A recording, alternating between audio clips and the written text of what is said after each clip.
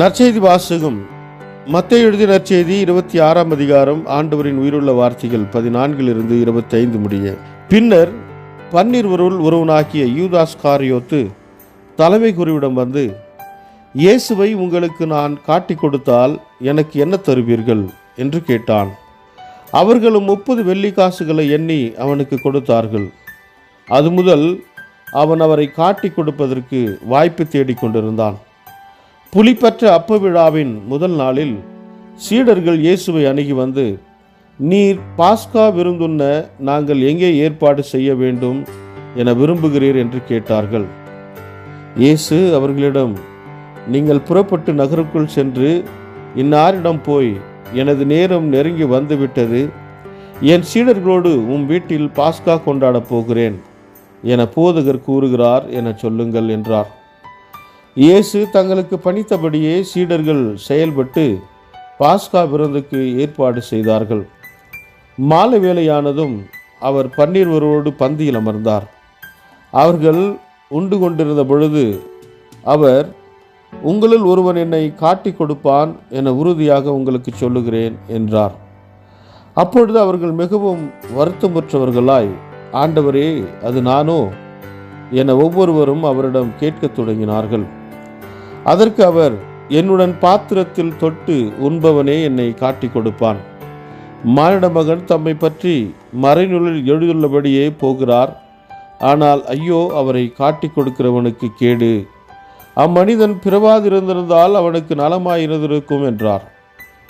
அவரை காட்டி கொடுத்த யூதாசும், ரபி, நானோ என அவரிடம் கேட்க, இயேசு, நீயே சொல்லிவிட்டாய் என்றார். ಇದು வாழ்வுதரும் கிறிஸ்துவின் நற்செய்தி. கிறிஸ்துவே உமக்கு புகழ்.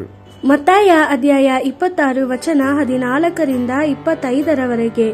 ನಂತರ 12 ಮಂದಿ ಶಿಷ್ಯರಲ್ಲಿ ಒಬ್ಬನಾದ ಇಸ್ಕರಿಯೋತ ಯೂದನು ಮಹಾಯಾಜಕರ ಬಳಿಗೆ ಹೋಗಿ, ಯೇಸುವನ್ನು ನಿಮಗೆ ಹಿಡಿದುಕೊಟ್ಟರೆ ನೀವು ನನಗೆ ಎಷ್ಟು ಹಣ ಕೊಡುವಿರಿ ಎಂದು ಕೇಳಿದನು.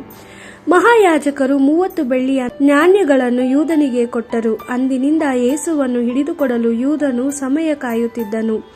ಹುಳಿಯಿಲ್ಲದ ರೊಟ್ಟಿಯ ಹಬ್ಬದ ಮೊದಲನೆಯ ದಿನದಂದು ಶಿಷ್ಯರು ಯೇಸುವಿನ ಬಳಿಗೆ ಬಂದು, ನಾವು ನಿನಗಾಗಿ ಪಸ್ಕ ಹಬ್ಬದ ಊಟವನ್ನು ಎಲ್ಲಿ ಸಿದ್ಧಪಡಿಸಬೇಕು ಎಂದು ಕೇಳಿದರು. ಅದಕ್ಕೆ ಯೇಸು, ನೀವು ನಗರಕ್ಕೆ ಹೋಗಿ ನಾನು ಸೂಚಿಸುವ ವ್ಯಕ್ತಿಯನ್ನು ಭೇಟಿ ಮಾಡಿ ಅವನಿಗೆ, ಆರಿಸಿಕೊಂಡ ಸಮಯ ಸಮೀಪಿಸಿತು, ನಾನು ಪಸ್ಕ ಹಬ್ಬದ ಊಟವನ್ನು ನಿನ್ನ ಮನೆಯಲ್ಲಿ ನನ್ನ ಶಿಷ್ಯರೊಂದಿಗೆ ಮಾಡುತ್ತೇನೆ ಎಂದು ಉಪದೇಶಕನು ಹೇಳುತ್ತಾನೆ ಎಂಬುದಾಗಿ ತಿಳಿಸಿರಿ ಎಂದು ಉತ್ತರ ಕೊಟ್ಟನು. ಯೇಸು ಹೇಳಿದಂತೆಯೇ ಶಿಷ್ಯರು ಮಾಡಿ ಪಸ್ಕ ಹಬ್ಬದ ಊಟವನ್ನು ಏರ್ಪಡಿಸಿದನು. ಸಾಯಂಕಾಲದಲ್ಲಿ ಯೇಸು ತನ್ನ 12 ಮಂದಿ ಶಿಷ್ಯರೊಂದಿಗೆ ಊಟಕ್ಕೆ ಕುಳಿತಿದ್ದನು. ಅವರೆಲ್ಲರೂ ಊಟ ಮಾಡುತ್ತಿದ್ದಾಗ ಯೇಸು, ನಾನು ನಿಮಗೆ ಸತ್ಯವನ್ನು ಹೇಳುತ್ತೇನೆ, ಇಲ್ಲಿರುವ 12 ಮಂದಿಯಲ್ಲಿ ಒಬ್ಬನು ನನ್ನನ್ನು ವೈರಿಗಳಿಗೆ ಒಪ್ಪಿಸುತ್ತಾನೆ ಎಂದು ಹೇಳಿದನು. ಶಿಷ್ಯರು ಇದನ್ನು ಕೇಳಿ ಬಹಳ ದುಃಖಪಟ್ಟರು. ಪ್ರತಿಯೊಬ್ಬ ಶಿಷ್ಯನು ಯೇಸುವಿಗೆ, ಪ್ರಭುವೇ, ನಿಜವಾಗಿಯೂ ನಾನಲ್ಲ ಎಂದು ಹೇಳಿದರು. ಯೇಸು, ಬಟ್ಟಲಲ್ಲಿ ನನ್ನ ಸಂಗಡ ತನ್ನ ಕೈಗಳನ್ನು ಅದ್ದುವವನಿಗೆ ನನಗೆ ವಿರುದ್ಧವಾಗಿದ್ದಾನೆ. ಪವಿತ್ರ ಗ್ರಂಥದಲ್ಲಿ ಬರೆದಿರುವ ಪ್ರಕಾರ ಮನುಷ್ಯಕುಮಾರನು ಹೊರಟು ಹೋಗಿ ಮರಣ ಹೊಂದುತ್ತಾನೆ, ಆದರೆ ಆತನನ್ನು ಕೊಲ್ಲಲು ಒಪ್ಪಿಸುವವನಿಗೆ ಬಹಳ ಕೇಡಾಗುತ್ತದೆ. ಅವನು ಹುಟ್ಟದೇ ಇದ್ದಿದ್ದರೆ ಎಷ್ಟೋ ಚೆನ್ನಾಗಿತ್ತು ಎಂದು ಹೇಳಿದನು.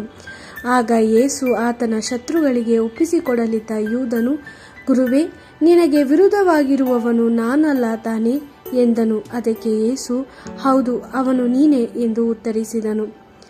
ದೇವರ ವಾಕ್ಯವಿದು. ದೇವರಿಗೆ ಕೃತಜ್ಞತೆ ಸಲ್ಲಲಿ.